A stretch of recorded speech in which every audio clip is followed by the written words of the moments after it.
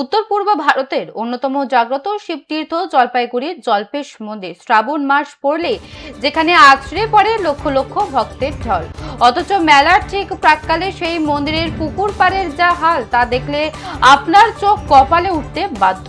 যে পুকুরের জল পবিত্র ভেবে শিবলিঙ্গে ঢালবেন ভক্তরা, সেই পুকুর পাড়ে এখন আবর্জনার তোপ। কেন এমন উদাসীন মন্দির কমিটি, উঠছে প্রশ্ন। শ্রাবণ মাস মানে শিবের উপাসনা আর জল্পেশ মন্দির মানে পুণ্যার্থীদের মহাসমুদ্র।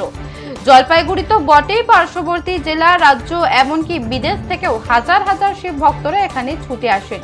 কিন্তু এবারে ছবিটা যেন একদমই আলাদা। মেলা শুরুর দোরগোড়ায় দাঁড়িয়ে মন্দির সংলগ্ন পুকুর পাড়ের পরিস্থিতি রীতিমতো অস্বস্তিকর।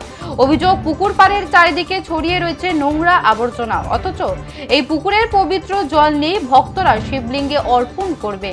একদিকে ভক্তি, অন্যদিকে অস্বাস্থ্যকর পরিবেশ, এই দুইয়ের চাপে পড়ে রীতিমতো ক্ষুব্ধ পুণ্যার্থীরা। স্থানীয়দের প্রশ্ন, প্রতি বছর লক্ষ লক্ষ মানুষের সমাগম হয়, জেনেও কেন মন্দির কমিটি এইটুকু সচেতন হলো না? ভক্তদের আস্থা কি তবে অবহেলার শিকার? লক্ষাধিক মানুষের সমাগম শুরুর আগে দ্রুত কি ব্যবস্থা নেবে মন্দির কমিটি, নাকি এই নোংরা পরিবেশে স্নান সেরে পুজো দেবেন শিব ভক্তরা? প্রশ্ন এখন একটাই, পবিত্রতা রক্ষার দায়িত্ব কার? কবে মিলবে এর সদুত্তর?